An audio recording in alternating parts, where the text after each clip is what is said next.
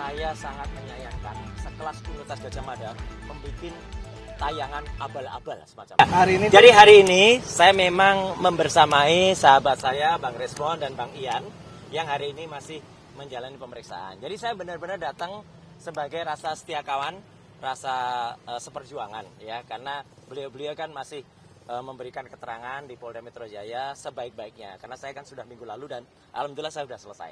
Nah, sementara ini. Apalagi? Jadi ini kan udah hampir semua terlapor yang diperiksa Pak. Nanti kemungkinan kalau naik ke tahap penetapan tersangka. Ya ini sebentar lagi saya juga naik. Ke tahap selanjutnya penetapan tersangka gitu gimana tanggapan? Ya kita tunggu aja, tidak semua ya, tidak semua yang sifatnya penyelidikan naik ke penyidikan itu ada tersangkanya. Ya, apalagi jadi jawaban-jawaban yang sementara saya kolek kemarin ya dari Pak Rizal Fadila itu juga menjawab atau menolak pemeriksaan karena kan belum ada lembar ijazah yang katanya disita itu kemudian diperlihatkan. Kalau saya menjawab sesuai dengan pertanyaan yang ada. Jadi ada 37 link, dari 37 lu saya tanya, yang ada hubungannya dengan saya ada berapa? Setengahnya ada enggak? Enggak ada. Seperempatnya ada enggak? Enggak ada. Sepertiganya enggak ada, seperempatnya enggak ada, seperlimanya ada enggak ada. Loh, kalau sedikit sekali ngapain juga harus ditanyain gitu kan. Kemudian yang dari ditanyain ini yang penting.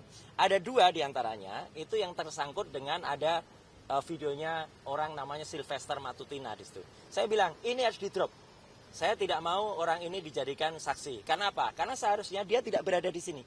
Coba kalau dia tuh misalnya patuh menjalani hukum, dia kan harusnya berada di dalam tahanan.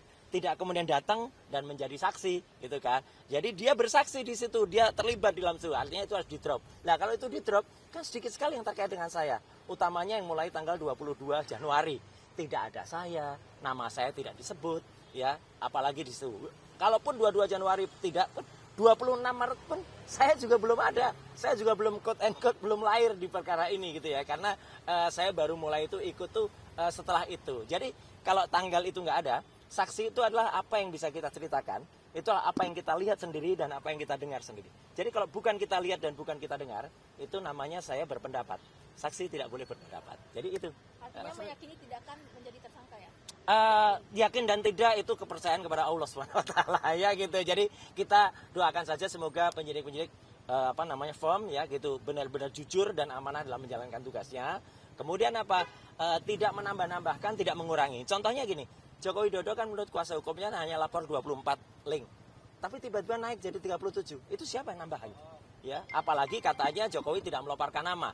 Lah kalau tidak melaporkan nama kan berarti bukan pencemaran nama baik, pencemaran peristiwa katanya gitu kan. Itu nggak ada pasal kalau peristiwa harusnya pencemaran nama baik. Nah jadi kita tunggu nama yang dia sebut, dan kalau tidak ada ya berarti nggak ada dong nama yang disampaikan. Jadi makanya sekali lagi hari ini saya membersamai sahabat saya Dr. Resmond Sianipar dan rekan kita juga Mas Ian ya dari salah satu podcast untuk kemudian ya kita berikan semangat gitu ya. Rektor UGM yang bicara tentang kasus itu gimana? Ya bagus. Saya wajib menjawab ya. Karena apa? Saya satu-satunya orang yang disebut dalam podcast itu ya selain nama Joko Widodo. Jadi itu ada dua podcast ya, ada dua rekaman. Satu rekaman sepanjang 3 menit 55 detik. Kemudian satu lagi rekaman sepanjang 33 menit sekian. Yang rekaman sepanjang 33 menit sekian itu di menit ke-31 lebih 7 detik nama saya disebut. Ya, jadi saya harus menjawab. Jawaban saya sepele. Saya sangat menyayangkan sekelas Universitas Gadjah Mada membuat tayangan abal-abal semacam itu. Kenapa abal-abal? Satu, ya itu hanya naratif saja. Nggak ada bukti satupun yang ditampilkan. Nggak ada sama sekali. Jadi apakah masyarakat kemudian menjadi percaya? Justru tidak. Coba buktikan teman-teman. Lihat pada kolom-kolom komentar di bawah dua tayangan itu. Mostly semuanya itu malah, maaf ya, malah menjelek-jelekan atau malah komunikasian kepada UGM. Kalau saja itu ditampilkan dan sudah sangat terlambat seperti sekarang ini, harusnya tampilkan bukti dong. Gitu. Minimal mereka bisa memisahkan dan memilah mana bukti yang sifatnya bukti untuk publik dan bukti untuk private. Ya, bahkan yang namanya ijazah dan kemudian skripsi itu adalah dokumen publik. Ya, itu ada di Undang-Undang Keterbukaan Publik nomor 14 tahun 2008. UGM salah membaca Undang-Undang Keterbukaan Informasi. Kebetulan saya adalah orang yang menyusun Undang-Undang Keterbukaan Informasi Publik itu. Saya juga yang menerangkan naskah akademiknya. Jelas betul di pasal 18 ayat 2. Dokumen yang sifatnya publik itu harus dibuka. Artinya dokumen yang pernah digunakan oleh orang yang menduduki jabatan publik. Joko Widodo adalah orang yang pernah menduduki jabatan publik, jadi jelas betul. Bahkan itu bertentangan ya, sesama UGM sendiri bertentangan. Dengan tayangan, maaf nih saya sebut ya, ada Kompas nggak? Gitu. Nah, dari Kompas, wartawan Kompas bagus banget. Ada wartawan Kompas namanya Fabian Januarius Quadro dari Jogja. Ya, itu mewawancarai Mas Sigit Sunarta, Dekan Fakultas Kehutanan. Itu Pak Sigit Sunarta menunjukkan ijazah fotokopinya Jokowi. Bahkan menunjukkan ijazah fotokopinya Pak almarhum. Itu benar, gitu loh. Karena itu sifatnya publik. Publik harus ditunjukkan. Skripsi juga harus dibuka. Jangan kemudian skripsi harus disita. Kemarin tuh nggak ada skripsi, nggak ada ijazah. Jadi malah membuat publik makin nggak percaya kepada UGM. Terus yang penting lagi, pada menit ketiga, ya lebih 11 detik pusaran ini. UGM seharusnya sampaikan saja data-datanya. Kalau memang data-data itu ada, tampilkan. Jangan kemudian hanya naratif.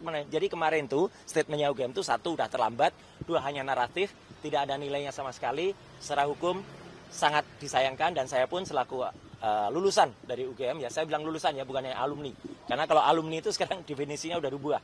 Tahun 2014 ya, dalam anggaran dasar dan anggaran rumah tangga keagama, alumni itu orang belum tentu lulus.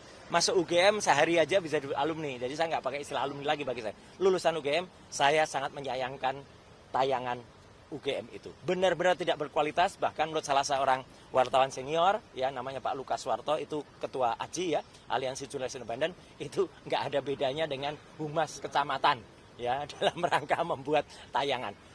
UGM harusnya tidak seperti itu. UGM harus jelas detail, apalagi udah terlambat, apalagi udah banyak contoh. Kan bisa menampilkan ijazah kayak apa, KHS apa, KRS kayak apa. Gitu ya. Oke? Ya. Selamat bertugas teman-teman. Terima kasih. Ya, terima kasih.